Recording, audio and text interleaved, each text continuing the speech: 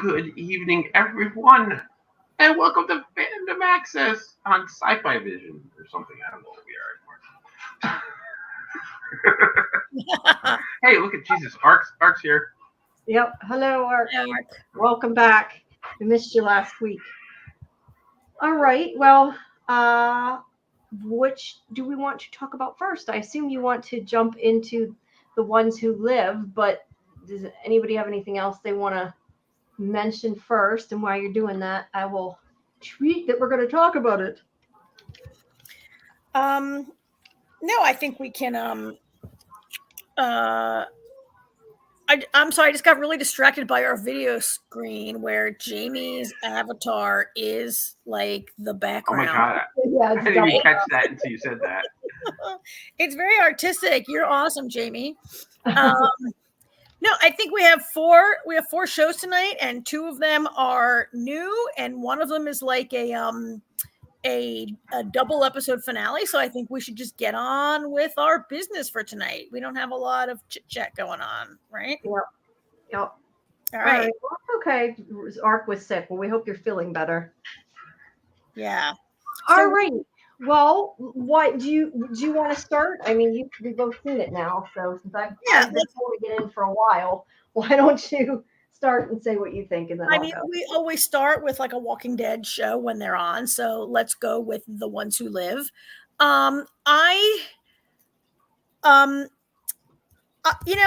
There were things that I didn't like, and I think that you could tell Jamie exactly scene by scene what I was going to like and what I wasn't going to like, right? But I think I think it was, so despite the fact that it was sort of unrelentingly depressing and everyone's really unlikable, including really Rick in a lot of ways, and I was a little bit like, God, I hate all these people. I'm glad it's only 6 episodes.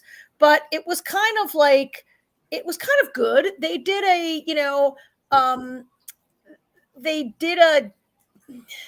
the way they set up the exposition that they're recapping the last 5 years of Rick's life in like 20 minutes.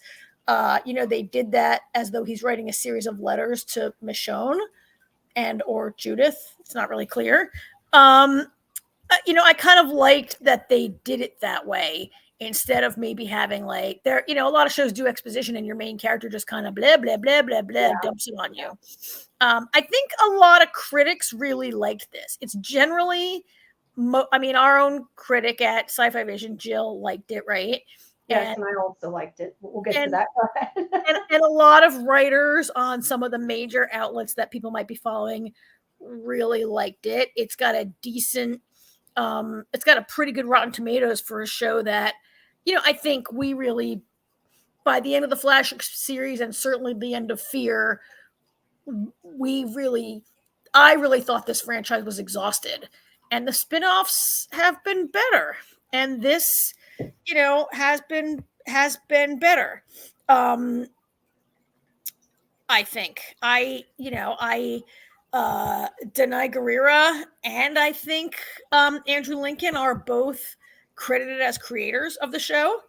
And they had, I guess, a lot of input into the show, which maybe is like helpful here, right?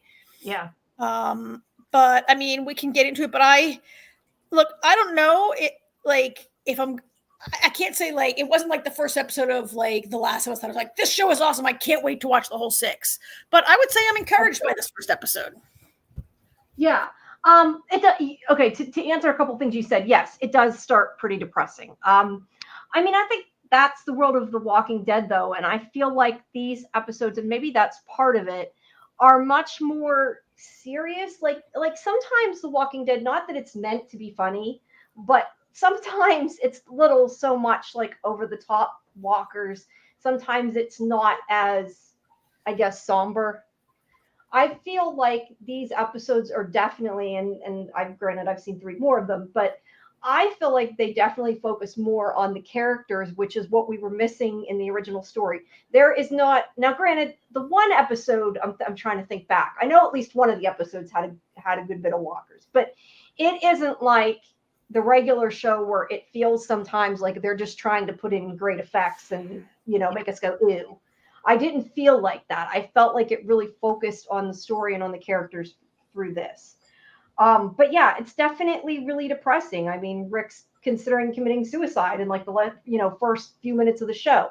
I mean, it wasn't perfect. Look, I'm not going to say it was perfect, but I did really like it. The one thing, there's two things that irritated me. I know the one definitely irritated you, which are, as much as I am definitely a Michonne fan, I think they, I like them together and everything. I did not really love the little dream sequences of him talking to Michonne and meeting her like at lunch at a workplace. I mean, it's not that I didn't per se like the way it was done, but like I don't think it was necessary. And since it wasn't real and it was like all in his head, I wasn't totally in love with that idea. So I will say that. Look, and I know you don't like dream sequences and shit like that. I mean, I don't like I don't like dream sequences, like, kind of period. I rarely find one that I think is really well done. But at least we knew it wasn't a dream. It wasn't like a hallucination type thing. So, well, yeah, although it wasn't quite. You found out after it was more him like fantasizing, dreaming, kind of. I guess. And to your point about it being unnecessary, Jamie, I would say that like, no one's watching this show who's not already a fan of Rick and Michonne. Like, there's nobody who tuned in and was like, gee, who are they? Who's he talking about? Did they really meet this way? Like, that's just not happening. So it was a little, I don't know. It was a little much. I mean, I have complained that, to me, I didn't see the chemistry of them falling in love. And to me, they're in love because the show told me they're in love, not because I really saw it. Others might have seen it. So the whole meet cute. That's okay. I just thought the whole meet cute on the park bench was, to me, maybe not the best use of time. Yeah, I would agree with that. And I guess Ark didn't love the dream sequence of this either. So that she liked the dream, likes dream sequences if done right, but it was cringe. Yeah. Look, I've said before, I like the shippiness. Did they show enough of it on screen? Maybe not, but I think I've been more into it than you have. Perhaps. Yeah. But so the other big, before we get into their relationship, the other big thing I want to get into, and because Ark has her opinion, she said that they like that they put the comic book event in the show with Rick's hand. I actually, at least I'm assuming she's talking about Rick's hand. I actually had a completely different reaction to that. And I don't know how you felt about it. I sort of told you how I felt about it. Look, I understand what they did. And after the fact, I kind of in a way get it, because it was his desperation and he loved them so much. All he wants is to get back, and that's all he's thinking about. So I understand how they fit it in that way. And so I can say that them cutting his hand off, I don't dislike the way that they fit it into the story. However, that being said, we have heard multiple times that Kirkman regretted cutting Rick's hand off, and he wasn't doing it in the series. To me, it was really stupid after he made that statement, and has made it multiple times, to cut his hand off in the first 10 minutes of the series. That is why I didn't like it. It irritated. How did you feel about it? So I felt kind of the same way. So, Kirkman has been on record saying he regrets cutting off Rick's hand in the comic book because it made it difficult story-wise, and he wouldn't do it again if he was going to redo the comic book.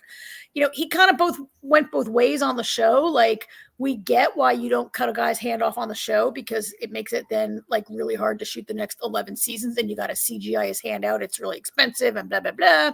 Or where but yeah. Kirkman has also occasionally said that he kind of wanted Gimple to cut the hand off just because, like, as Ark pointed out in our comments, it was like an iconic frame in the comic book.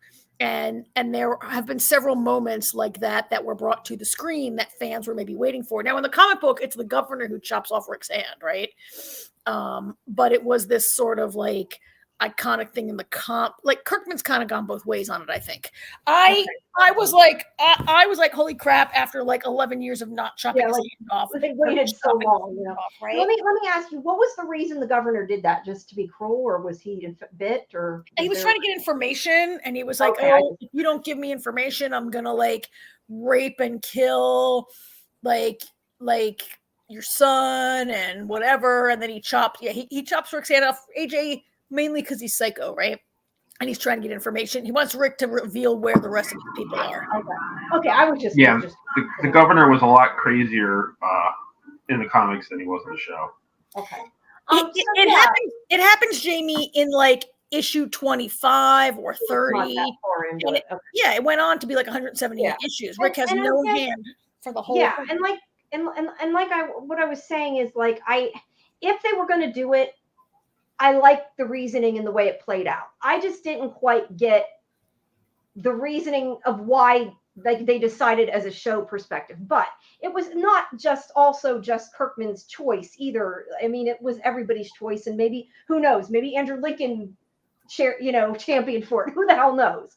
The point is, it was obviously a choice from a lot of people, and I get it, and it does work with the show. But yeah, now they have to either CGI it out or have him wear something, or it's a little bit. It's a little bit of a silly concept, and AJ didn't watch it, but you can see in the picture. So Rick is like being forced to work on the zombie clearing crew for the CRM, right? You have to work for 6 years outside the walls before they let you move inside the walls. And Rick's like, I don't want to move inside your stupid wall. And they're like, too bad. Now that you know this place exists, we can't ever let you leave because like people try to come here. So Rick has tried to escape so many times that they now have this like guy in full armor has Rick on a leash, and that little like aircraft cable goes to a handcuff on Rick's wrist that you can kind of see better here. Yeah, it's all metal. And Rick is like so desperate to escape that he chops off his own hand with his hatchet, and then within maybe 30 seconds he's captured and brought back to the CRM. It's like the most I know, Jamie, they're trying to show that Rick is so desperate to get home that he will cut off his own hand, right? But then he didn't follow through enough that he got away, so it wasn't worth it. Yeah, and then they give him this cool fake prosthetic hand, which was kind of similar, as our friend. The high-tech version of Aaron. And yeah, I was just going to say what Ark said. They sort of did that with Aaron. Yeah, he has a blade somehow hidden in his prosthetic it's a hand. Fist. It's like a black fist, and a blade can shoot out of it, right? Yeah. It was, I was like, oh my God, he chopped off his hand, and now because he gets caught in 30 seconds. Oh, then he cauterizes his own hand by sticking the stump into a flaming zombie, to cauterize it. They were really trying to show Rick's like deep-seated, all-consuming desire to be with his family again. But I was like, oh my God, they cut off his hand. And then, it was crazy, right? It was crazy. Well, at least if he got away, it would feel, I guess maybe it wouldn't have irritated me so much. Like, you're right, because he got caught in like 30 seconds. At least if he got away for a while, then it would have not felt so awful, maybe. I don't know. Yeah. There's a lot of press pictures with him with that on his hand, isn't there? I guess you can't show his hand again after this. We're going to do a lot of it now. Okay, so we need to talk about the other characters. So I was going to say, you want to move on to Thorn. I was going to say Ark's talking about Okafor, but let's talk a bit about Thorn first. So Thorn is, Leslie Ann Brandt, for one, who's from Lucifer. And she's kind of the person that he sort of ends up, I guess, friends with, if you can, in this world. And she obviously had struggled a lot like he did because she tried to kill Okafor multiple times. And try to get away. So they're both people who do not necessarily follow the rules. And speaking of, I want to mention this before I forget. They make a point where Okafor explains the whole thing about the A's and the B's and everything, right? That is, where is he? I'm trying to show his picture so everybody knows who he is. But there he is. Here's a climactic part of the show.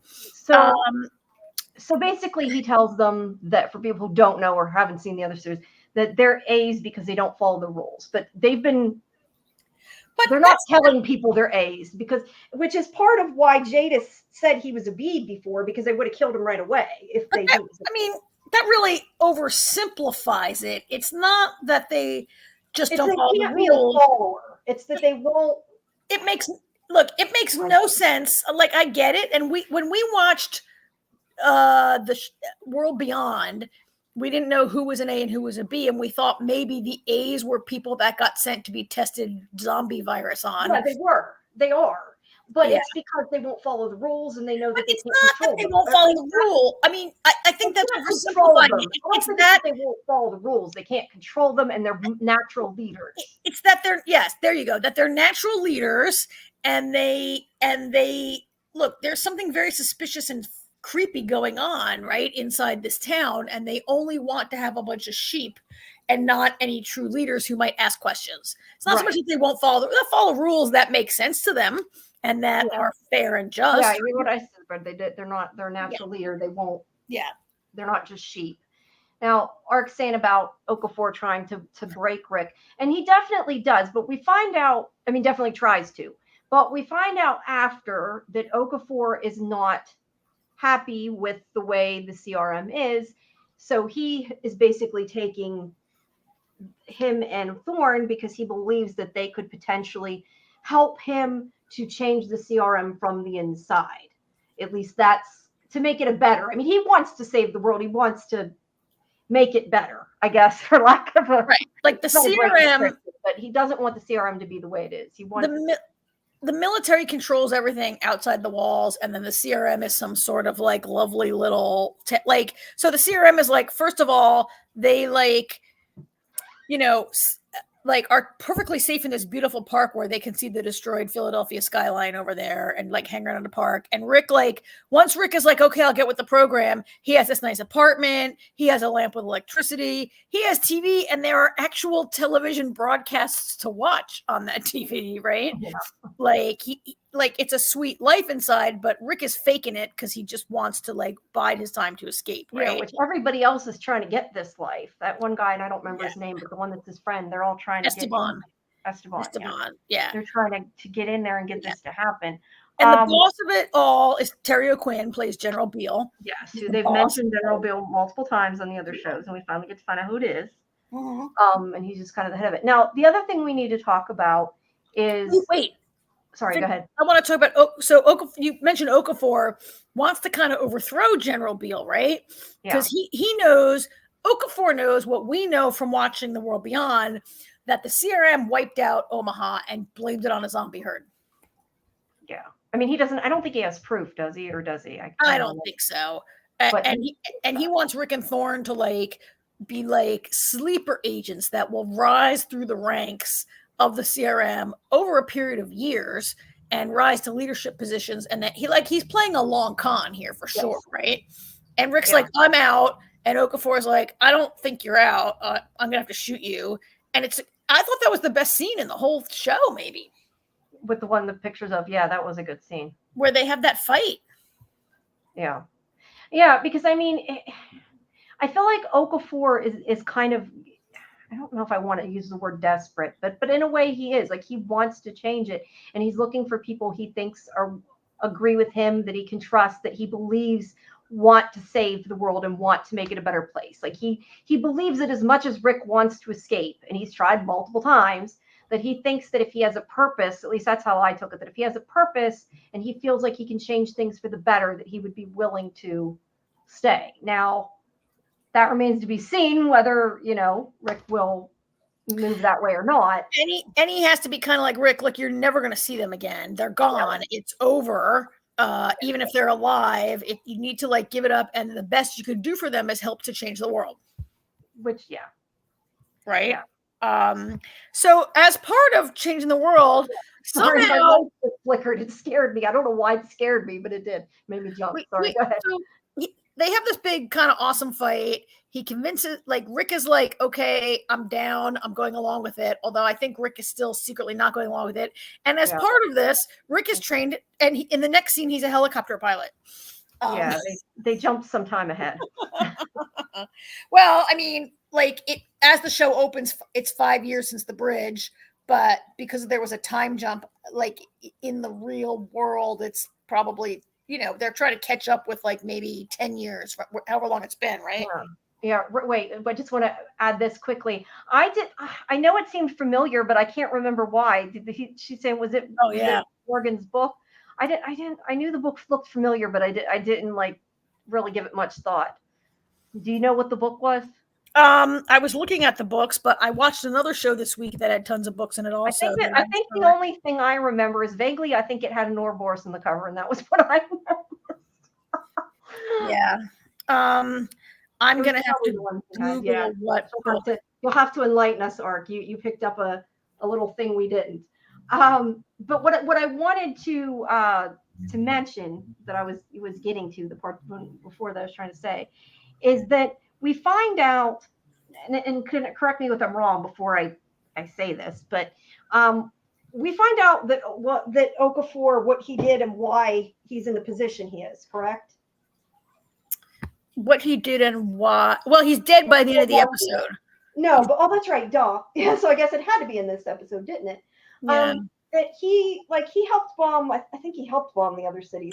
But, Philadelphia was meant to go the way of other cities, but even though his wife was there, he couldn't do it. He couldn't massacre all the people, and he chose not to follow the rules and not to kill everybody, and that's why Philadelphia was standing. Yeah, so he bombed Atlanta. Atlanta, and even though he was in the military, even though his wife was a Marine on the ground in Atlanta, he knew he had to bomb Atlanta to wipe out the zombies. Now, he bombed that. Atlanta wasn't bombed. We saw Rick go into Atlanta. He bombed a camp outside of Atlanta or whatever, right? He didn't we saw Rick in the unless Atlanta gets bombed later. The whole first season of Walking Dead is in the Atlanta area, right? Yeah. And eventually he bombs Philadelphia also, right? This scene. I mean, part of this with them with part of this that I'm showing on the screen was him being Rick. I mean, Rick's kind of. He's I lost someone. I got to get back. I guess they bombed Philadelphia, but he refused to bomb this area. Let's say near Philadelphia. Yeah. That's why. But Okafor's I lost everyone. Don't say I didn't lose anything. I don't know what it's like. I mean, he kind of lost more. I mean, Rick. Yeah, because Rick has a family still. And Ark says that it's the art of peace. It started Morgan's journey. Okay. Yeah, and the nuclear attack in Texas. Yeah. They connected that's kind of interesting, by the way. I just want to say, because they connected Atlanta, they connected Texas, and obviously they connected the World Beyond thing. So they did kind of link not Dead City, but the other shows they kind of linked together, which was good. So to Ark's question, do you think that Morgan is going to show up before the end of this? It's only 6 episodes for him to maybe find I don't know. It's only 6 episodes. Could this show end with Rick getting back to Alexandria and Morgan's there, because we know Morgan has left Texas to come back to Alexandria now? I don't know. That's a good question. Yeah, I don't know. Anyway, so Rick becomes a helicopter pilot somehow. And they're flying. They're instructed to go build a forward operating base in the Cascades, which is in Oregon.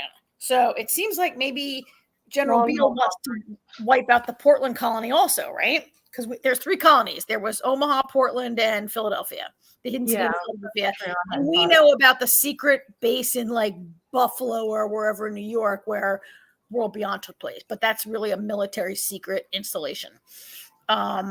But he's instructing Rick to go to, I'm not sure where the helicopter crash takes place, but Rick and Morgan's looking for Rick. And we do know in this show that they can find who they're looking for, even if it's across the country and they're walking.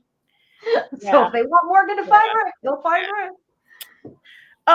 But I don't know where Rick and Okafor were. If they had just left Philadelphia, they must have just left Philadelphia. They could not have gotten to Portland because their aircraft comes under attack by some surface-to-air missiles, anti-helicopter grenades, whatever. Someone's shooting some serious firepower at them, and they crash. And, of course, everybody dies except Rick, who's able to, crash, right? And guess who was shooting at him? Yeah, and she almost kills him too. She almost kills him. That scene. I mean, yes, it's like all the other ones. Oh my God, how the hell did she meet up with him? But I did like that scene where, when she goes to kill him and realizes it's him. I liked it. He didn't have that. if he didn't block that with his metal arm too, she probably would have killed him. She had her sword, yeah. Yeah. So here's the thing. I liked it because I didn't expect them to introduce Michonne so early in the episode. And I thought maybe we were going to have 5 episodes of Rick and Michonne trying to find each other and then not getting together until the last episode. And they put them together early now. And I guess it's about them trying I'm to. not sure why it was such a secret because of that, but hey, like I said before, I do what I'm told. So, or if it's going to be about them trying to get back home now. But I also kind of loved her costume and hated her costume at the same time. I'm not like it's kind of cool and it's kind of ridiculous. It's a little like post. I don't know. It's a little like it's funny that on this show sometimes they're able to find full SWAT gear, body armor, and other times they have to sew little pieces of football uniforms and leather together to make like whatever. But it's kind of cool looking, and I guess that face mask is to prevent zombies from biting your face, which is kind of cool. I thought it was kind of cool looking, and I was just kind of really glad that they brought them together and they're not dragging all that out. And now we don't have to have more dreams about her. We can cut the dream sequence because they're legit together for now. Yeah. And I don't know what the central conflict is going to be of this show aside from the CRM bad, Rick good, but like, is Rick really bought in? Like, will it be hard for like, do we think there's any chance Michonne's going to find it hard to convince him to leave? That Rick's really bought in? I don't know. I don't think so. Well, I cannot comment because I've seen further, so okay. You'll have to wait and see. And Ark didn't like the samurai headpiece, apparently. It was a little weird, but it does seem like she might be able to find something a little better than having to. Now, I don't know if we'll get a flashback next week. I think we're going to get a flashback next week to where she's been for the last however long it's been since she left her children to find Rick. I mean, I would guess. I don't really know. I haven't seen it, but I imagine we're going to get a little backtrack. I mean, I know where we've seen some promo shots where she appears to have not found Rick yet. So I'm guessing next week might be flashbacky to where she's been for the last 5 years. But I'm encouraged that this might be. It's a short season, and it might just be like them trying to get away from the serum and get back to Alexandria. And maybe, right, like this was intended to be 3 2-hour movies. And because of production delays, writing delays, and COVID, they converted it to this 6-hour series instead, which I think I'm going to like better. I think I'm going to appreciate it. Considering I can't like walk in a movie theater right now, I like it a lot better. Well, if you had to wait for 3 movies, you'd wait a year and a year and a year, or longer in between, right? It would take 3 years for them to drop 3 movies on us. So, so anyway, so I was encouraged by that. I liked that we saw them together at the end in a way that I didn't expect. And I'm generally more positive on it than I. Yeah, I mean, obviously the first episode has to have a good bit of exposition and recapping of to some extent of the series. Yeah. So I think it only gets better. I mean, I think you'll be for the most part surprised. Like I said, it's not perfect, but I've liked it. I mean, I've watched the first couple and then I wanted to keep going and I watched them all, and so not all of them. I watched what I got. Let me rephrase that. But yeah, so I don't know. I think it's good. I like it. I think that they're doing a better job with these newer spinoffs than they clearly were with the end of the regular show and with Fear. So yeah. So all right. Alrighty. Well, I guess we should move on. Yep. So we had the 2 episodes opposite team than Rick. Yeah. Sure. Sorry, I'm moving on too fast. No, I just was reading what Ark's saying that Michonne's fighting on the opposite team as Rick. Yes, currently he's with the CRM. Now, whether he like you said, Karen, whether he's bought into the CRM or he's still trying to escape or whatever. We'll have to wait and to the second episode to see how that goes. Yeah. Alrighty. So, Quantum Leap. Okay, so Quantum Leap, it was not a 2-hour finale. I mean, it was really 2 1-hour episodes Right. with 2 separate leaps that sort of were connected.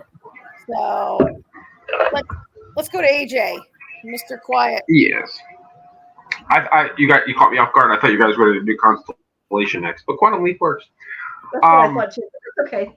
We can move. You want to move and just do it? Let's just do it. Let's do. Well, we already started Quantum Leap. Let's just. Right. Yeah, it's fine. It's fine. I could just mute again when you move on to the Constellation. Anyway, I was surprised. I think Jamie mentioned something in text, but I did not see the Jeffrey thing coming until right before it happened. Yeah, same. Karen did. Karen made it. Karen's the one that texted us. I wonder if it's him. So I think I only texted Jamie. I think I didn't text. Oh, okay. Well, she texted me. She had figured it out. Yeah, I didn't think. Yeah, I didn't see it till right open there either. Yeah, I mean, it was an unexpected. It was a pretty good idea. I honestly though I felt a little cheated in the second episode because they resolved it so quickly and easily. I was kind of surprised by that. I mean, he was a villain for all of 5 minutes, which I felt like it was going to be a lot lengthier than it was. Something I did see coming though was when Magic was leaving, and Jen's like, "This is ridiculous," and he's like, "It's okay, it's gonna be all right." I'm thinking he's going to get Janice, and they're gonna like set up their own shop outside. That I figured out before that happened. Yeah. So, and a fun thing about our little finale cliffhanger.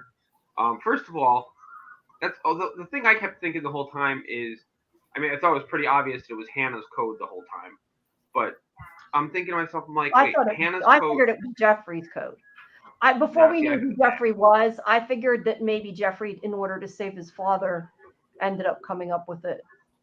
Or gotcha. To, save his mother, whatever. Because I didn't know what was going to happen to her. Hannah's code to save Ben, it's like it's quote unquote saves Ben, but it has to switch with somebody else. So I don't really see how you're saving anyone. Like find a code to bring them back. Period. And then when Addison steps up and she's like, "You've already got a leaper," and I'm thinking, yeah, I know you're supposed. I'm thinking I knew she was supposed to be the original leaper, but doesn't her leaping and bringing Ben home defeat the entire purpose of them being together? Like, yeah, I thought that. I'm like, at that point, I was like, no, don't do this. This is tragic. This is horrible. He finally comes home just to have her gone. I honestly believe they were going to do that, and I figured maybe if there's another season, it would be Addison in the machine. So I was pleasantly surprised when they were both there. Yeah, when they both ended up there. Well, here's the fun thing about that. So the original Quantum Leap was unceremoniously canceled. So there was a lot of retooling at the end. They really believed they were going to get a season 6 originally, and then NBC pulled the rug out from under them, which is how we end up with the title card at the end.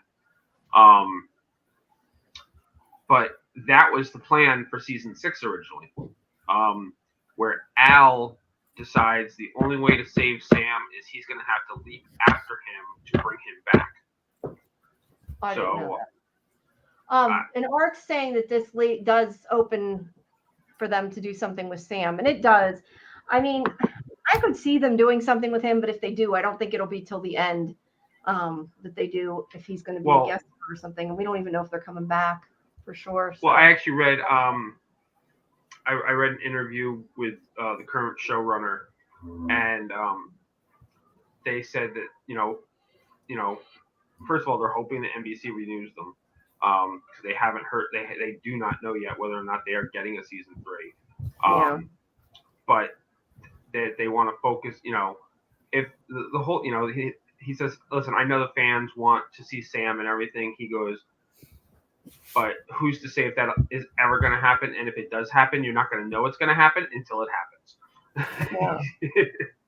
So Well, I mean, that's there's a lot of things something that go into that, and he has to be willing to do it. That's not just like a thing that they write Well, it yeah. in and it's done. So Well, exactly. Scott, that's exactly it. It's got something that's got to happen. And I can't see Scott Bakula not wanting to do it at the right time and done right. You can't. They're not going to do it just for the sake of doing it. yeah, It's gonna fit in yeah, with everything. yeah. I don't know. I'm not sure how necessary it is. So, I mean, would I like to see it? Yeah, it's not No, necessary. I'm not sure. I'm really not sure how much of the fan base is old people like us who watch the original, and how many like this show is good enough and That's a good chunk of standalone that I'm sure it has plenty of fans who didn't watch the original. Yeah, but I didn't watch yeah. the original, and I'd like to see him come back. So I mean, Yes. I think with Sam, I think at this stage it's going to be one of those things where if they know the show is ending, and then they bring both Sam and Ben and now Addison back. I mean, who knows how this is going to play out with the two of them? But I think that's pretty cool. They're going to try to bring him back for a while because if they try to bring him back, they're going to end up with more people there. And Art's saying, "Who's calling old? She's calling us old. We're old." Yeah, I need. Yeah. I'm old enough to watch the original. I just haven't watched it. I've watched a couple here and there. I just haven't watched it. I mean, I agree with pretty much all of that, what you guys have said. I mean, digging in a little, I think the first leap was better. The firefighter leap was just a better leap, right? Part of it, yes. Yeah. That Ben has to be a firefighter, and like, of course, guess whose apartment building is on fire? It's Hannah's, right? Thought she'd never see him again, or wait, is it in this one? She says no. This is where she had already said she wouldn't see him again. This one she says she'll never see him again, and then sees him again in the next leap. Okay. Either way, she saw him again. You know, all that was pretty good. So I figured out as soon as Jeffrey picks up the letter, and it's like from. It's like addressed to Hannah. I texted Jamie immediately and I was like, oh my, I bet Jeffrey grows up to be Gideon and he hates Ben. And that's why he's like doing all of this. I sort of like, it just came to me as soon as I saw him pick up the letter in this episode. But I liked the way the leap worked. I also liked how they like Hannah ends up being like, get that gypsum board. It's fireproof. Let's like blah, blah. Right. And then of course, like, Jeffrey pulls like a "Where's Carl?" And nobody can find him. He's gone back up. I just like that whole bit with the leap. The bit about Hannah's code, I kind of like the way she's like, I know why the accelerator puts us together, and it's kind of like not. It's a little chicken and the egg. Like she said, like, is the accelerator putting them together because they're in love? As was implied earlier, or is the accelerator putting them together because she can solve the code to bring him home? But if they hadn't fallen in love, she wouldn't be motivated to find the code to send him home, right? Right. It's one of those like roundabout, like, what do you believe is the reason there? I'm thinking that maybe the accelerator is putting them together because she can find the code, and them falling in love was like sort of collateral there. In the meantime, everyone gets fired from Quantum Leap, right? Yeah. And Madison thinks she can take out a whole group of military men by herself. Of course she can. That was the most. So the second leap I didn't like as much, the NASCAR leap, and I used to be a huge NASCAR fan, and I really wanted to see him race. He only raced the clock to try to prevent his father from having a heart attack, right? Mm-hmm. I agree that it was solved too quickly, and Jeffrey in 2 minutes, Ben. I mean, I kind of like the idea, like, they're like, you got to kill Jeffrey. And he's like, no, I can. There is some good in Darth Vader. No, not kill Jeffrey. They didn't say kill Jeffrey. They kill his confidence.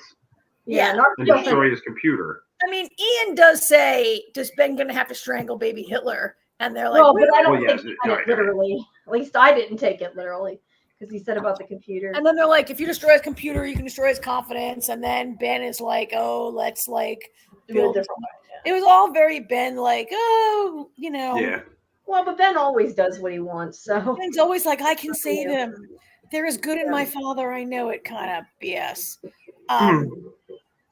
To me, Gideon, like I complained about Gideon in the past being too powerful, and how does this billionaire get control of Quantum Leap? And he basically says in one of these episodes, he says like, "Oh, go ahead and call Congress. They do whatever I tell them." yeah. And It's Ben's fault he was able to do it because he followed his stock tips he gave Hannah. I know, but I'm sorry, but it strains credulity that he has complete free hand to just take over an ultra secret military Pentagon operation with no like government. TV, when you're really rich, you can do anything. No, Jamie, you No, can't. I'm saying that doesn't make sense, but that's the way it is. Yeah, and look, it's easy to make a billionaire. Look, billionaires are not a good force in this country for the most part, in my opinion. Don't start calling me conservatives and complaining. But the idea that he's got a complete takeover of this operation with and he's got these henchmen who are willing to like, they just shoot. I had a picture of dead Jen in here somewhere. Like they just shoot civilians because he says so, right? I know, like, why couldn't they have just taken the damn tablet from her? I was like so annoyed she didn't get it to 100% first. Like I thought if they were going to kill her, she was at least going to get it to 100%. She did. But, She did. No, but yeah, but she didn't hit the button to make it go. Whatever, she didn't finish it. It says complete. It says 100%. Yes, it says complete, but then it says something like hit a key to continue, and he cancels it. So whatever it was, she didn't quite finish it. Like she finished it, but she didn't hit it to go for it to shut everything down or whatever. Okay, Anyway, well, that's not the part that strains my imagination. It's the part where these guys are just like, yeah, we'll just shoot this woman. And then he's like, when Ben steps out of the accelerator, shoot him. He's got these. Are they military? Are they? And then there's a point where somebody they look more like mercenaries. Then they call Tom off screen and they're like, Tom, we need your help. Tom works for the Pentagon and all they want from him is his ID. Like, how about Tom, why didn't he come help? Can you call the army? Yeah. And Art is saying, what about the uncle? Did he help get money as well as stock tip? I don't think the uncle didn't know anything. Ben didn't give him anything, so I don't know that. Well, the uncle was definitely a get rich quick. Yeah. He doesn't know about the stocks, so we don't really know what happened to him. The uncle was shady as hell. Yeah. Oh, we did find out. That's the other thing I was going to say. We did find out that Hannah. It was kind of the whole catalyst for this. That Hannah's husband found the letter, and that's why he went out driving, and that's how he ended up dead, and that's why Gideon / Jeffrey blamed Ben. Which I gotta say, look, I understand that Ben, in his mind, caused it, and I understand that because this is kind of what irritated me a little bit. I understand that a kid can think it's his fault, but Gideon, as an adult, knows that Ben did not try to hurt his father. He knows that Ben tried to save his father. Did you kind of feel like some of it that when he was older, it was like he was really like this petulant kid? Like I kind of struggle with the fact that he blamed him as an adult and continued to blame Ben to the point that he wanted to destroy everything because of Ben. Like he's old enough to understand that what happened because of Ben, but it was not intentional. Well, I agree with you. Yeah, listen, I agree with that too. I mean, there's a lot of, everything Karen has said, and I agree that Gideon is very problematic all the way around. That was definitely the weakest part of the whole story is the way they depicted him. Well, and Gideon's big plan was to go back in time and make subtle changes here and there so that his father doesn't die and his mother doesn't. Is that what his plan was? Like, it wasn't really. Yes, but yet no, it was a temper. No, to kill people. Yeah, it was a temper tantrum. It was a temper tantrum. He wanted to go back in time and screw up. He wanted to screw up the stuff Ben fixed. So I texted Jamie at one point, sorry people for saying like an off-color word, plug your ears, but I texted Jamie, I said, oh my God, this guy's such a dick, which really is just what he was. And I think you're right. Yeah. Petulant baby. I think he's old enough and he's like an internet genius or whatever, right? He's old enough, I think, to understand. And he would have moved on, I feel like. You can't change things in time without massive repercussions, right? Like Yeah, Ben's idea, like it happens with villains, but I feel like unless he was like an evil person and continued to be completely evil, like I just feel like he would have in a way gotten over it, I guess. A little bit. I did. So did you guys think, I was kind of surprised that, I mean, I wasn't, in the beginning part of the episode when it began to become clear that they were going to resolve Gideon pretty quick, I was a little maybe disappointed. There was a part of me that thought maybe next season is going to be about like trying to steal Quantum Leap back, right? Like I thought Tom was the big bad all season. He's not. It's Gideon. No, we know. Yeah, it's Gideon, and then Gideon last. It's wrapped up in case they don't come back. Well, as AJ said, Gideon's around for like 2 minutes. So I hear you, Jamie. Like, did they wrap it because they don't know if they're coming back? But like, I get it, but I also feel like, look, I'm not the head of this franchise, and I have people who have jobs and whatever that rely on me as the writer. But like, would I like to see? Could they wrap it in a way that takes a chance that? I don't know, like they wrapped up Gideon in no time, and the cliffhanger is just that Addison changed places with Ben, which, okay, so. But she didn't. She didn't change places. Okay, but she's there right. with him. You're right. No, she I think that's going to happen. The idea was like that there always has to be a leaper, and the only way to bring Ben home was to replace him with someone else. And Addison is like, I'm going to make that I love him. I realize I still love him. I'm going to make that sacrifice so Ben can come home. And I was like, okay, that's the next season. Like, that's a way to keep it fresh. Next year, Addison's the leaper. And like, maybe she behaves differently in leaping situation, right? Like, maybe it's interesting. Maybe it's not that interesting. I don't know. But yeah, then she, and there's not a picture. I can only get what NBC puts out there. And they didn't put a shot of like the two, she sees him and they're both there together. Right. Which is, I guess, like now they're both stuck in time. Or are they? He could bloop in the first 1 minute of the new season, right? Who knows? That's true. I think it's. I mean, if they get a season, if they do get renewed, which I really hope they do, I think having the two of them leaping together, I think is going to be very interesting, and I think it's going to be a lot of fun. It was nice to see them touch and be able to like actually touch each other for the first time. Even though she must be in another person's body also, right? She must have leapt into someone's body. Well, yeah. Yeah. So now they're both. Now here's the $1 million question though. Yeah. So the rule has always been, because she's in the imaging chamber, he can see her and she sees him as Ben. But in that moment, they're both leapers. So how does she know that's Ben? Good point. She's seeing him in someone else's body. Why wouldn't she? Yeah, but they probably can recognize each other because they're both leapers. They're both leaping. That's never been. Didn't see. Okay, hold on. They didn't see. I was gonna say, what about Leaper X? Oh no. Okay. No, you know what? I just answered my own question because they did see Gonzalez. Leaper X. The evil leaper. What was his name? Leaper. I forget his name. Leaper X. X. Leaper X. That's right. Leaper X could see Ben and Ben could see him. So never mind. And I just answered my own question. They can see each other. Yeah, it was a good twist.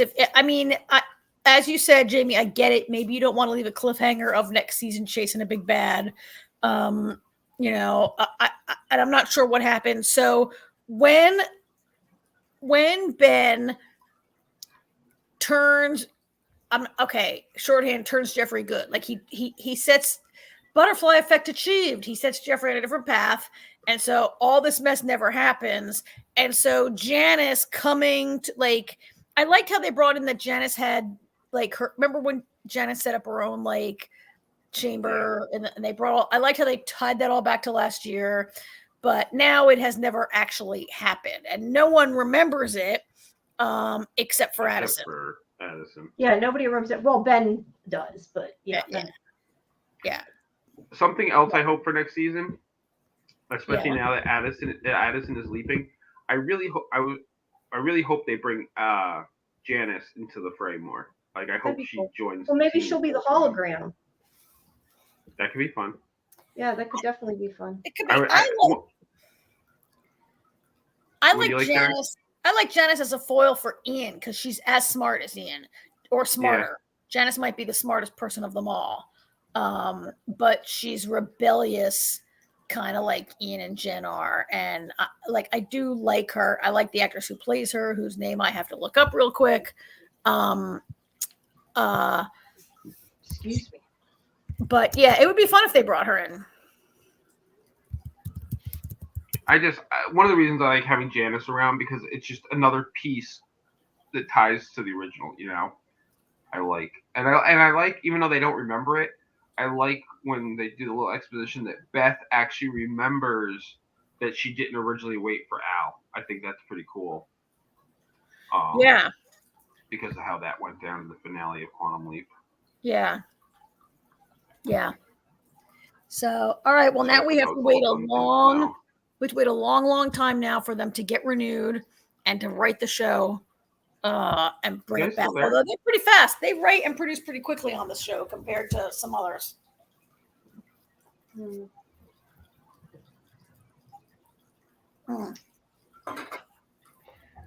This show, I say it almost every week, but this show has been like, to me, like such a nice surprise that they've done such, I think, a good job with it of a previous property and not, you know, ruining it.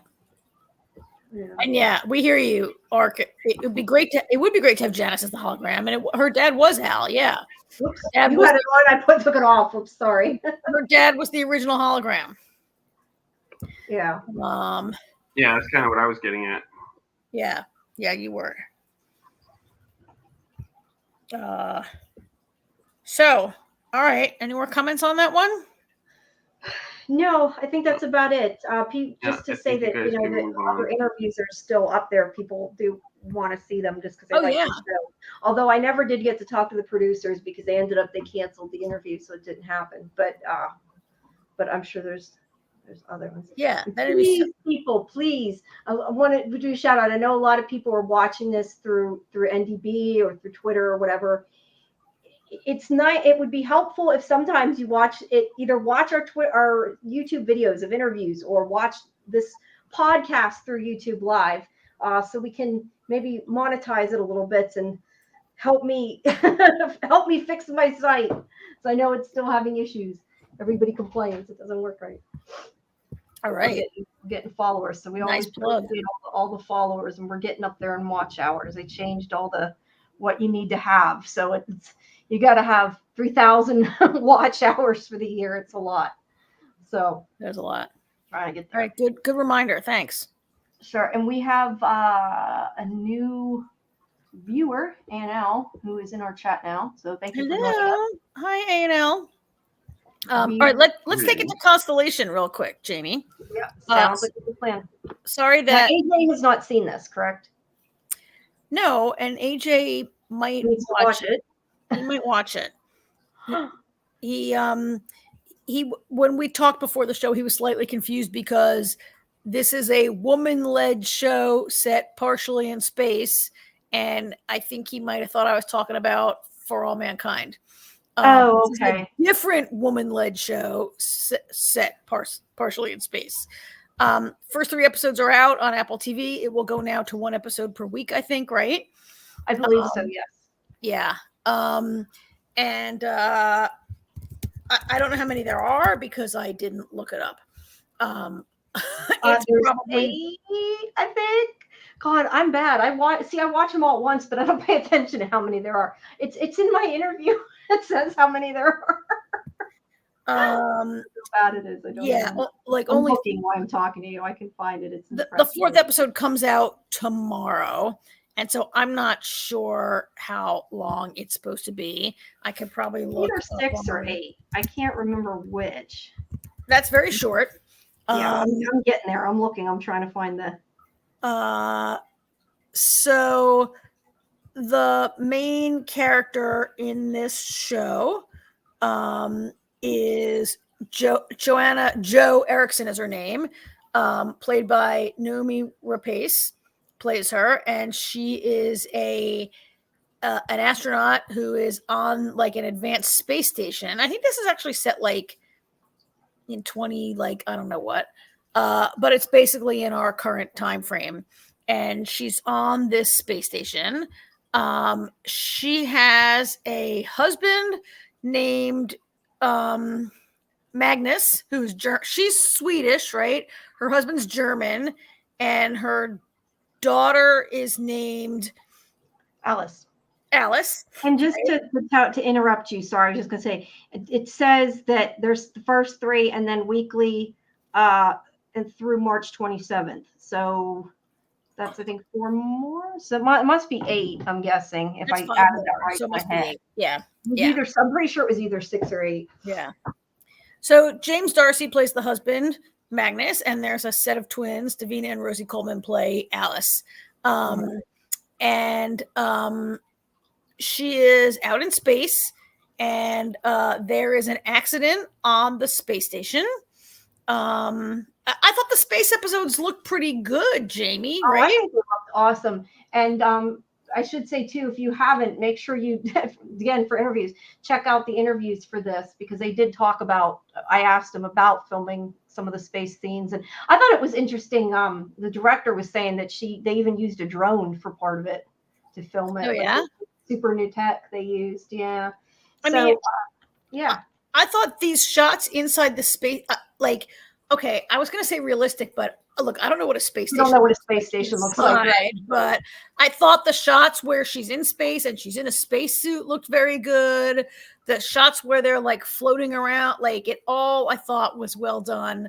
The shots where I'm going to use the word hallucinates. We'll get to this. I don't think she's hallucinating, but where at first you think she's hallucinating, that she's in she's going down the space station hallway and then it looks like a corridor of an apartment or whatever, right? Like I thought those transitions were shot great. It all looks really good, and all that stuff in the snow looks really good also, right? Yeah, I would say the only thing I want to comment, I want to say, if you're watching this, and at this point, I was going to say, I know when I first started watching it, I was completely lost and I felt really stupid. Apparently, everybody was lost, even the cast filming it. But because I was kind of like, is this happening after we got the cabin in the woods? We have this going on. Just stick with it. That's all I want to say. If you're confused, stick with it. It's where, if you like the kind of sci-fi that we talk about and watch, you will like this. I suggest. Yeah. And I will say, maybe before we move on to the story, you and I spoke earlier. It's slow. It starts out the beginning, because there's a lot, I think, to introduce. I feel like there's a lot going on, but as much as some of it seems like it's not important right now, it is. I'll say that. Like, there is a lot of moving parts, but they become important later. Also, it's Apple TV, and they are just slow. Invasion started out slow, and you didn't see an alien until like episode 5, right? It's very character driven in Invasion, and Foundation. I'm not sure if that's out here or that's coming through your phone. I hear an ambulance. Oh, I live by a hospital. I'm sorry. No, I know. I figured it was coming from you, but it sounds like it's in my backyard. I didn't even hear it. I'm so used to it, I don't even hear it. Sorry. Okay. Yeah, I can see the flashing lights out my window. Okay. I just wondered if it was around here or there. Sorry. And also, Foundation. Foundation was so slow. It's really the middle of season 2 where Foundation really gets good, right? Like season 1 is like a painful slog. I'm sorry, Apple TV, but it is a painful slog. And I just think these Apple TV Silo, not slow, right? Silo kind of really jumped right in. But I thought it was slow, and I was it was somewhat slow, but I feel like I found it more confusing than slow. Like, I wanted to know what happened. I wanted right away, but it was a lot to get through to try to figure it out. I want to get completely not in a way figure it out like lost, what the hell is going on? Like, I want to, but away, like you're really confused. Like you're wondering sometimes, is this going to make sense? Type of So confusion. yeah. So between it being slow and like in between all this stuff happening in space, and there's like an explosion on the space station, and they're losing life support is very exciting. And then it cuts to like people walking in the snow in the dark, right? And between it being slow and it being scientifically confusing, like it can be maybe a barrier. But I gotta say to you both, like I have begun to really trust Apple on sci-fi. They have, like, for me, the last like 3 or 4 sci-fi I've watched. Okay, so the Changeling like went a little off the rails near the end, right? But the last like several things, like I've just started to like really trust Apple on their sci-fi, and I'm willing to like stick with a slow first 2 episodes to get to where we're going.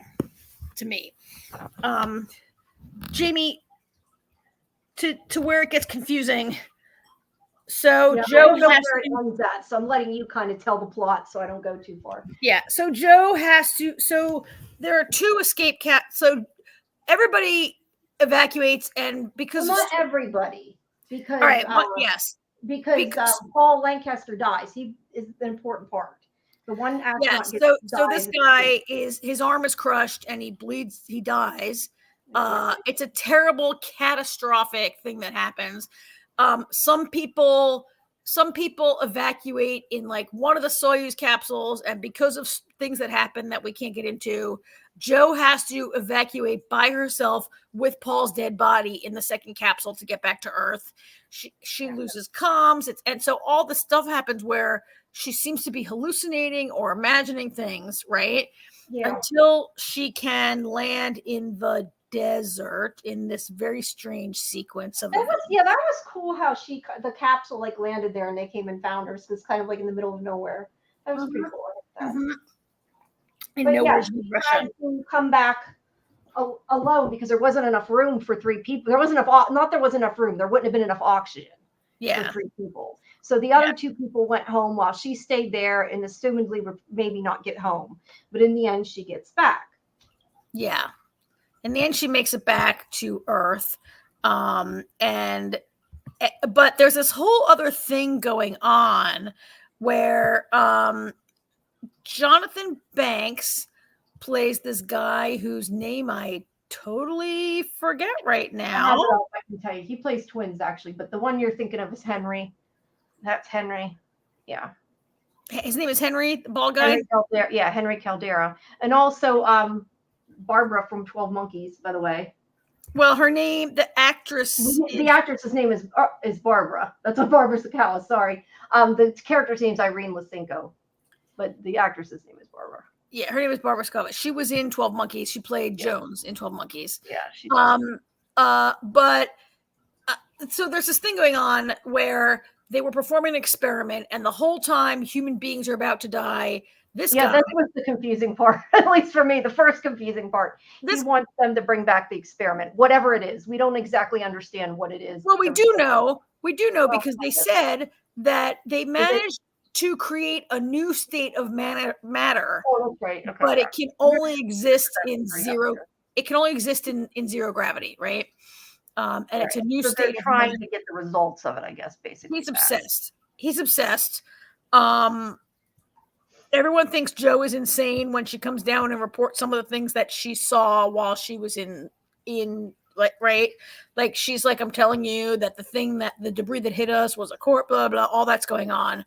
And then it also involves these sort of, are they time jumps? They're flash forwards to. I assumed they were flash forwards. Yes. I assume that basically most of the show is a flashback. I assume that this part in the snow in Sweden is sort of the current time, and everything that happened in space and leading up to this is sort of a flashback, right? Mm-hmm. So I kind of think I figured out what's going on, and I owe it all to our good friend Vincent Madison back from our days on Lost. What is your theory? I won't tell you whether you're right or not, but what's your theory? Well, I kind of figured some of it out fairly early on, and I think it's because we watch a lot of because our possibly evil or not evil, like former astronaut who's obsessed with this experiment. He talks about quantum physics and the idea that like a particle, like after like can the exist laws in- of relativity are different from like quantum physics. And yeah, it had me thinking of Quantum Leap too for some of their explanations. I'm like, hey, wait, they talked about that. Yeah. And quantum physics like postulates that it is possible for a particle to be black and white at the same time, right? Like the act of observing it can kind of like Schrodinger's cat. Yeah, that observing something changes it. Yes, and until the moment you observe it, the cat is both in the box and not in the box, right? Yeah. Yeah, and so I think that what's happening is this particle that they irresponsibly created in space is allowing people who come into contact with it to experience, to like basically be in the same place, two places at once, or to experience two realities at the same time. And so you know, Joe is experiencing like she was in the space station and in her apartment like at the same time, and she's going back and forth or experiencing back and forth. You know, she has this business where she sees her kid in the bed, and then she also goes to this other house that's exactly like her house and finds her kid there. And she has two versions of her kid kind of in the house at the same time, except they never happen to see each other because they're not right. Like, I think that particle, she has the particle. We saw the particle in the car. She took it. At some point in between what we haven't seen yet, she steals that, right? Well, I don't know that. I can't remember if she stole it or was it just she wasn't giving it back. I can't remember. But she handed it over as soon as she got off the capsule. She handed it over to. Oh, that's right. She did go back and steal it. You're right. Right. Well, we didn't see her go back and steal it. We don't really know, but I'm assuming. Look, she has it, and she previously didn't have it. Yeah. So either someone gave it to her or she stole it, but she has it, and she's doing all this like she says to her daughter, I don't think you're my daughter. And Alice is like, well, if you're not my mother, then who are you? Right? It was freaky and weird. And it made me think of this book when we were like doing all these down the rabbit hole games while we were watching Lost. Vincent recommended this book to us that's called Quantum. The title of the book is Quantum. And it's all about quantum physics. And it's like a dummy. It's like quantum physics for dummies. And I read it, and it like it's by who's it by? I have it here right in my living room right now, but it's not near the computer. And it's all about quantum mechanics, and I had read it, and I'm not saying that I could understand it or retain all of it, right? But we all like got really into quantum physics at the time. Quantum mechanic, not really into it, like, you know, like whatever. Anyway, I think that's what's happening. And I think so. We have our friend character. What is this character's name? Come on. Why can I not remember this character's name? Henry tells this story, or someone is like it becomes clear that Henry was on a mission and one of his colleagues died on the in space, right? Like he was on a Gemini or whatever mission, and he had to bring his dead colleague back to Earth. And I think that he is trying to fix that or trying to change that. And the reason he's so obsessed with this particle and was like, everyone's dying in space station, he's like, oh, I know you may be about to run out of oxygen, but can you make sure you retrieve my science experiment for me? And I think that he is like still racked with guilt about that, and he wants to fix that. Although he's clearly a very bad guy, because in these first 3 episodes, Jamie, is when he goes to speak at a science fiction convention. And he's got this nemesis who's like, the moon landing is not real. You didn't really walk on the moon, blah, blah. and he throws the guy over the side of the cruise ship and kills him. Yeah. Like, that's not what I expected. I did not expect that either. I didn't think he was like had that kind of rage inside him. Yeah. So he's the bad guy or a bad. Anyway, Maybe. it's so complicated, and we just recapped this very complicated thing. Yeah. I mean, it was slow. Yeah, I was gonna say, really short version. She came back from space, and things are different, and things are messed up. That's my short recap. Well, she thinks she's crazy, and other Yeah, people think she thinks she's she's crazy. They think she's crazy, but we don't know. But it's not just her. So her little girl Alice was playing hide and seek, and she thought she saw her friend like ruin her stuffed rabbit. And then her friend was like, I didn't do that. Here's your stupid rabbit. So the daughter is also seeing. Yeah, the daughter. Let's say, just so people know, it's the daughter of the dead astronaut. The kids kind of have a falling out. Oh, yeah. So it's not like I'm so interested in it's not just Joe. It's like, is it everybody who was gotten close to the particle that they were like, some of them were within like the same vehicle convoy or in the same building as the particle, or is it happening to the whole world? Because it could happen, like one atom could create, I don't know. Yeah, I can't say. Love it. Let me. I don't know what I was gonna say. Oh, I know what I was gonna ask. Do you get what I was saying, that it kind of reminds you of Dark? Did you get sort of that tone feeling to it when you watched it so far, or not yet? I was just no. I mean, I don't know. It made me think of it. Like I said, it's not like time travel or anything, but it gave me that weird, I don't know, that weird, creepy, confusing kind of feeling that Dark did, I guess. Well, I mean, I think it might give you the Dark had that feeling of like nothing is as it seems. Right. And like you can't trust what you see, and you can't trust what you experienced or what you think right now, right? Or what the narrator says or anything else. Yeah. Yeah. So there's that. I mean, it definitely gave me a feeling of loss, but only because we three of us went down this like quantum mechanics rabbit hole as a side thing of Lost, right? Yeah. True. So it gave me that feeling of like a really kind of thrilling time for all of us.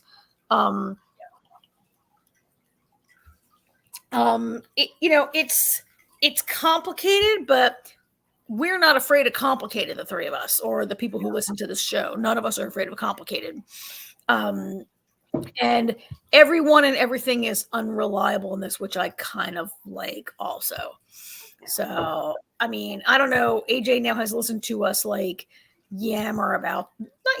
describe this for a while. I think AJ would like it. I think you will. Who are listening to us would like it, and should come on board and should trust Apple. Yeah, I mean, but yeah, again, like what we said, if you like the kind of stuff we normally like and talk about, you will like it. Just do give it a chance and realize that you will be confused, but it will make sense of it. Well, hopefully too, it'll make sense. I wasn't paying attention. Well, but you didn't want to be spoiled anyway, so that's okay. But watch it. That's my main. Yeah, I will. Watch it. I mean, I also kind of like that this show, for now, appears to be grounded in legitimate science.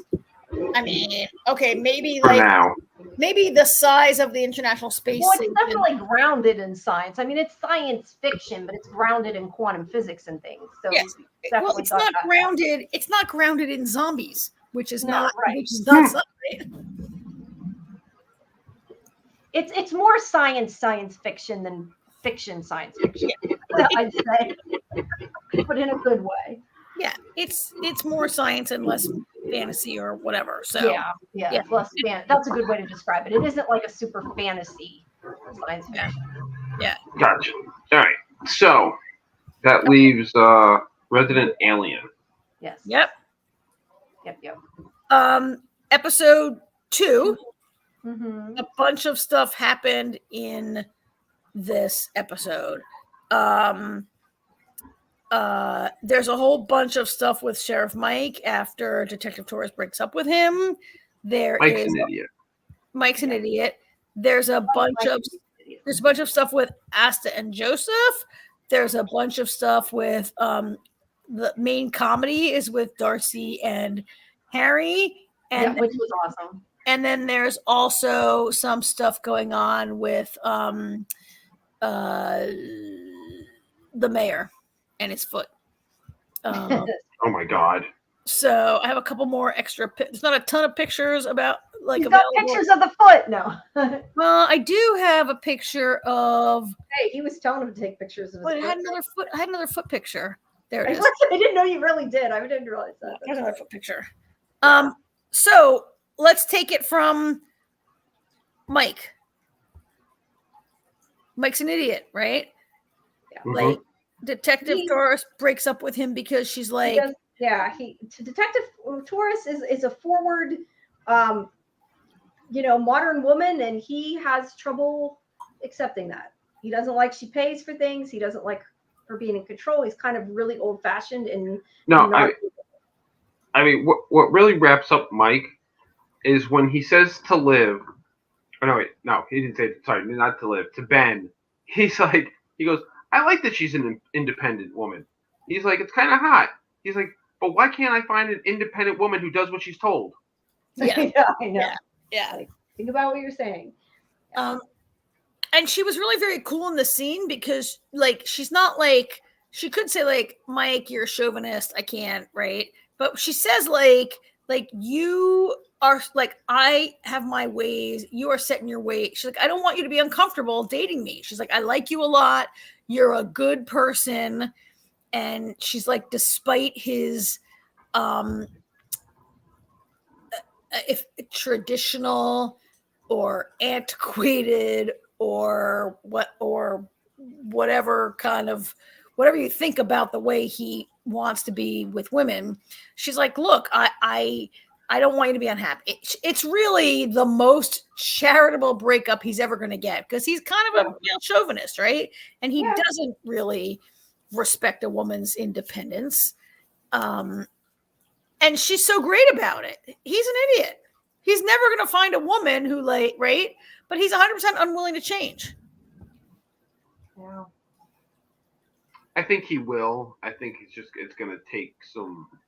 It's really sad how, like, it's not even so much. He's oblivious to shit. Like, how many conversations has he had with Liv, and just totally missed the point of their conversation? Yeah. Like, he got mad at Liv at the beginning of the episode because her blueberry muffin had 6 blueberries on one side and only 2 on the other, and he didn't eat it because of that. Yes, and he's very like totally. He's so unappreciative of the effort that she put in to bake those, right? Like, he's so oblivious. He's so self-absorbed. He is a chauvinist. Yeah, he's not trying to be. I mean, it doesn't matter. He still is. But I mean, he's not trying to be mean. He's not a mean person. He just doesn't seem to get it. He doesn't have a clue. Like you said, oblivious. He's totally unevolved also. And because it's a comedic TV show, we give him a pass, but really it's a pretty shitty way to be. Yeah, it is. Right? Needs to be taught. Yeah. So he does have some great things with the mayor. So Ben and Kayla decide. Ben and Kate have why do they need money? They decide, well, they're going to sell the house. Because of the owls. Because of the owls. They need to move. I can't really remember exactly why they need money. It's before they decide not to sell, right? They eventually decide not to sell. They don't need money. They don't need to sell. Because she wants to move. Ben had this idea he was going to put a pool in, and maybe that would convince Kate not to sell the house. Right. But he can't afford the pool. That's why he needed money. He can't afford the pool. He needs money. Right. And so Sheriff Mike is going to post pictures of his foot on like a foot fetish website for money. People will pay money. It's like I guess it's like OnlyFans for feet. And people will pay money to see his Ben's very beautiful feet. And there's some pretty good comedy in this episode with the foot photo shoot, right? Yeah. The best part is when Liv opens the door and just like and just walks back out. Yeah, she's like, no. Like, that's a big no. You know what the best part is? The fact that they come up with this whole idea, and the whole point of it is so that he can see the tracker or whatever it is in his foot, so that he goes to Harry, so that Harry gets Well, figures Harry out what the sees it Greys as are up to. a tracker. He doesn't know what it is. I don't even think No, he I thinks know. anything of it, does he? He just sees a dot. No, I know, can't but even- that's what I'm saying, yes, that was Jamie. the point to lead Is up to that. they go through all of that just to get us to that point. Yeah. Like this takes us here. Yeah. Where it's like, what's that dot on your foot? Oh, it's always been there all along. And Harry recognizes it as the tracker the Greys have put into his foot. It does include this kind of very creepy scene of Harry like questioning like a hypnotized Ben, which is very uncomfortable kind of a scene, right? But I'm sorry. It's kind of I get what you're saying, creepy, but I felt like that scene was hilarious because first of all, I mean, I don't know, the Greys are hilarious to watch. Like the way they are. The Greys are, obviously it's a comedy show. They intentionally made the Greys, the stereotypical Greys, and just the gangly way they're walking, and they've got a collection of sneakers. Yeah. They're dragging him I by, forgot about that, all by the the shoes. foot. Yeah. They're dragging him by the foot. Like, yeah, it's pretty. I mean, they are very, yeah. And they have Liv Snow Globe. And they have Liv Snow Globe. That's because Liv is the kid in Yellowstone, right? So there are no shots on NBC of that little bit of backstory, but like the show opens with that sort of flashback scene of the little girl in Yellowstone, and she sees a Grey come out of the water and drops her snow globe. And there's a nice tuck. By the end of it,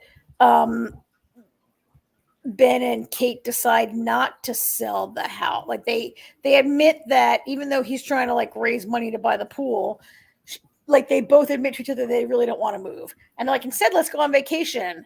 And they decide to go to Yellowstone on vacation, right?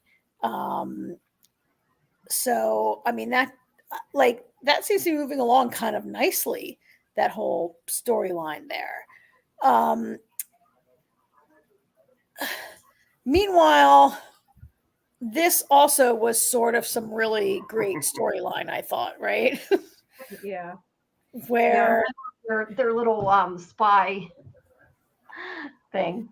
So Asta is going to have dinner with Joseph while Darcy and Harry go break into Joseph's apartment. And they just are, I mean, these two are the Keystone Cops from start to finish, right? Like, Yeah. I loved all this. Did you guys enjoy? So I only got this little vertical shot. It looks kind of weird. I love that Harry can like climb right up the side of the building, but he's almost useless when he gets up there. And Darcy's like, "Don't you have any powers? ET could like." She goes right to ET, and it like I love it upsets Harry so much. That was a really fun scene, I thought. Right? Yeah, and then, I love when she throws the rope the first time. He goes, "Oops, I missed it." And then she yells, he gets the rope, and then he's like swinging it back and forth, like purposely swinging her back, and he's like, You know what it reminded me of when she was climbing up the side of the building, the Adam West Batman. Yes. Yeah. That old timey stuff. They get inside the apartment. The pizza is at the forefront, right? And the pizza was the trap, right? I think, if I remember right. No, the pepper chips were the trap. Oh, okay. Yeah. Why would somebody put pepper chips over there? Yeah. Yeah, that's right. They fall into the trap. That all is very fun too. Like there's that part where Harry says, "Oh no, I'm trapped, but humans are not trapped. You can walk right out. And she can't walk it, right? Like, Yeah. It was 50-50. Yeah. that was all really fun. This might have been my most favorite scene, where Joseph is questioning Asta, and he's like, Oh if my you God. don't give me answers, I'll kill them. And her answers are hilarious. She starts telling him about Mork and Mindy. I believed it. Yeah. That was funny. Yeah. And I, I mean, I watched that show as a kid. AJ, Me you too. might have. Jamie, Yeah. you I might watched some of it. I didn't watch a lot of it, but Yeah. I've seen it there. and she's like, oh, I forget his boss's name. I think it was Orson. She feeds him on Joseph. I mean, Joseph's like, oh yeah, like this was a really fun, a really great piece of little comedy writing, I thought.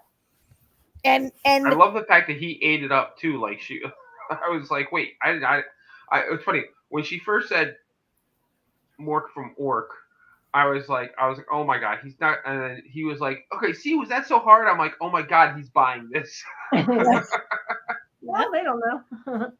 No, I love it. And I love that, like, this show, they have all these shout outs. Like in this episode, they also reference CT, right? Like there's all these shout outs to like all of our classic Alien kind of stuff. And I'm waiting for them to reference Alf maybe next week. Who knows, right? Yeah. Oh, Alf. I loved Alf growing up. That was my show. Oh yeah. I mean, it's all really fun. I really like Joseph as a character, as a Gray, right? Like, I love his little insult matches with Harry all the time. They're so awkward. Right? They're so awkward, and Harry's so dumb, and yet Harry seems to always sort of get the one up at the end. Yeah. He's a good addition, I think. Yeah. He's really fun. And then there's the foot. There are no, in the press site this week, there were no photos of the kids posted. I don't think. I didn't see any pictures of Max. There's this other little, there's this like kind of side story where like we know Sahar had to leave to go to like her magnet school wherever she went, right? She went to like another school somewhere. And so Max is home, and he's like he's got to find like some new friends, and he does find like a couple of new friends, and it seems to all like focus on him trying to convince them that aliens are real, so they so they'll like him. Like he's kind of a nerdy kid who doesn't have like a ton of friends, right? Yeah. No, it was Sahar. That was it. Yeah. That's why she was trying to find him new friends. Yeah. It's okay. He's the alien tracker who then zaps himself. Yeah. Yeah, so I kind of was like, oh, the new alien tracker, like, what's that all about? Like, he's not like remember at the end of last season when Harry was going to leave and Max is like, oh, you love me too much. I know you won't leave. We're friends. He's a little adversarial. It's just Max being Max. It's their little banter. I guess. Yeah. At any rate, all of that is not really necessarily working as well. I don't know. I hope that storyline will find its footing a little bit sooner, right? Yeah. So some news. I don't know if you guys read this, but some news on what happened with Sahar. Apparently, the actress, there was some scheduling conflicts, which is why they had her write her out of this season. But she'll be back next. If it gets renewed for another season, she'll be back. Oh, so she's out for the whole season. She might not be back at all for this year. It's already shot, right? I guess, yeah. Yeah. So. Yeah, apparently there was some kind of scheduling conflicts. But that's too bad, but hopefully she's shooting a great new show or a great movie or something, I hope. Yeah. Because I like the actress. Her name is Gracelyn Rank, right? Yes. I like Graceland Rink, and I like Sahar as a character. And I think, okay, so I have seen very little of Max without Sahar. I like him better with Sahar for now. He might come into his own as a character without her. We'll see. So I don't know. Do you guys like where it's going with like the whole? Yeah, I think it's fun this season. Yeah. Was Linda Hamilton in this one? I feel like she was in this one too. She just at the very end, she just had a minute there Okay. where she calls Harry, and what the hell she asked? She asked him something, and he like acted like the phone was breaking up, and he hung up on her. And she's got something going on because one of her people come in. She's like, "Why didn't you tell him about this?" And she's like, "Because he doesn't need to know." So there's something else going on there. Yeah, I think maybe they'll find a little more for her to do in coming episodes. She's a little bit not central right now. I mean, it's only the second episode, so. No, and it does seem like half the town is on the verge of finding out. Like the people who know about aliens. In the comics, they know. The town knows, so it could happen. They know from the beginning, or they find out. I don't know, but they've mentioned multiple times that the town probably gradually find out. Trying to protect them. So. I mean, think about it, first it's Asta, and then her dad, and now Darcy, and I mean Ben and Kate are being abducted. Oh yeah. So it's I all think headed that way. Judy finds out just because Judy's hilarious, and not that like it's somebody we necessarily need to find out, but I think it'd be funny if she did. I'm sure. Well, and there. You're making me think of when Asta's father says to Joseph, "Oh, so you're an alien, like big whoop. You can't swing a dead cat in this town without hitting an alien." Yeah. He's like, "I'm not scared of you." And speaking of Judy, Judy finally got her. Things finally worked out for Judy. She finally got her wish. Apparently, she took Mike home. Oh yes, that's right. Oh my God, huge, right? He's so bummed about breaking up with Detective Taurus. He wakes up with Judy. That is going to have some ramifications next week for sure. Yeah. Yeah, I can't wait to see that. That's some great ramifications. It's funny. Yeah. Sheriff Mike had some blackout sex because he woke up, looked over, and was like, "Oh, what am I doing here?" Yeah. Actually, actually, hold on though. We're assuming they had sex. I could totally see the type of storyline where he goes around thinking that they had sex, and it turns out that he passed out at the bar, and she just brought him home. She didn't know what else to do with him. Yep. That's funny. Yep, that could happen. That would make it even funnier. Good. That'd be hilarious. Yeah, and Judy would let him think it. Yeah. So, all right. Well, we'll have to wait and see what happens next week. Yep. All right. Well, speaking of next week, we've got this. And what else? That's the same stuff we talked about this week, pretty much. Quantum Leap's done. I feel like something else. Not Quantum Leap, yeah.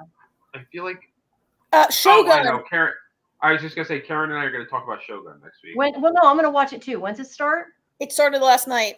Oh, well, okay. I'll watch tonight. it. No, tonight. It comes out tonight. It was tonight. Well, it's probably already been on. It'll be on Hulu, I think. So. Yeah, it's on Hulu. I'll have to catch it. Yeah, because I want to see the premiere, see if I like it. I do want to check it out. Artie comes to me tonight and says, "Hey, there's this new show that I think looks pretty cool. I want to know if you had any interest in watching it." I'm like, "What's it called?" He's like, "Shogun." I'm like, yeah. Yeah, we're watching that. Yeah. Yep. So, yep. All right. There's another. It's an Amazon Studios. I'm like, is it on Amazon though? I think so. I probably should double check that. But I have here. Wait, let me look this up really quick while I'm talking to you guys because I want to mention something. What I'm doing tomorrow. I just want to make sure I'm right that it's actually on Amazon before I say that. It's on Freevee. Okay, it's on Freevee on the 28th. That's tomorrow. It's called Boat Story. It's sort of this really black comedic thriller with Daisy Haggard and Patterson Joseph that is about basically they find this boat with a buttload of cocaine, and they decide that they are going to sell this cocaine. It's not as funny per se as I expected to be. I mean, like I said, it's very, very dark comedy, if you're gonna call it comedy.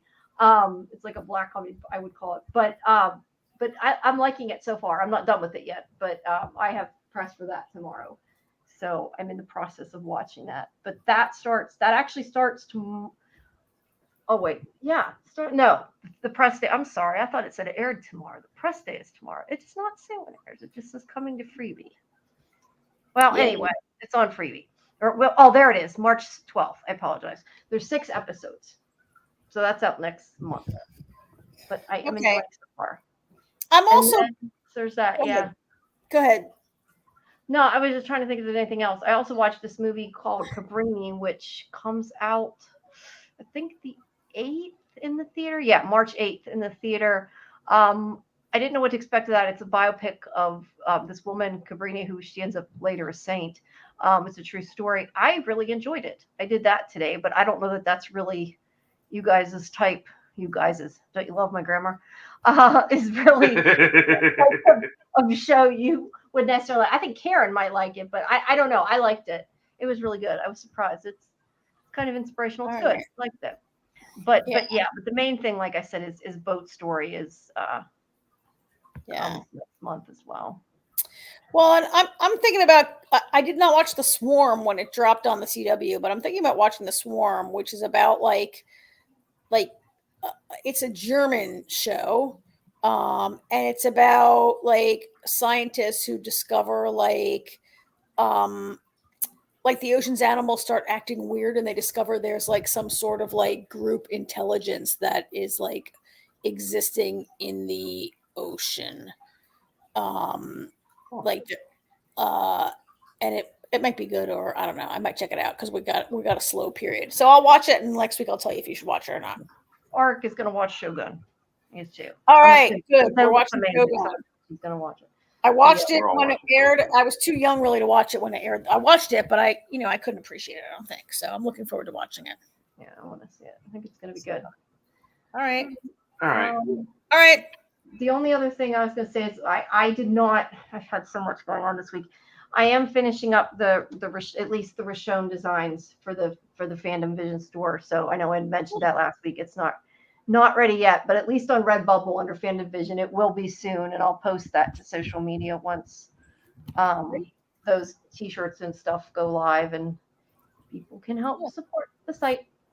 Great. So yeah, there's that. All right. Okay. Well, is there anything? I'm trying to think if there's anything else. I don't think there's anything else that was on. I think that's a wrap for this week. Yep. All right. All right. Well, thank you for everybody. If you listened to us this long, it's been a while. We're going on 1 hour 40.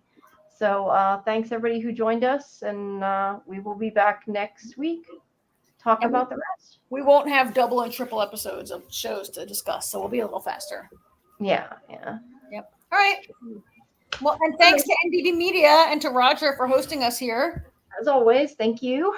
And we appreciate it. And we're getting better at this. As I noticed the banners. You can still see the background, but at least we're getting better at putting the pictures up, even if we're not quite. Cool. Yeah. All right. Good night, you guys. All right. Good night, everybody. Good night. Have a good night. Stick a fork in us. We're done. Okay.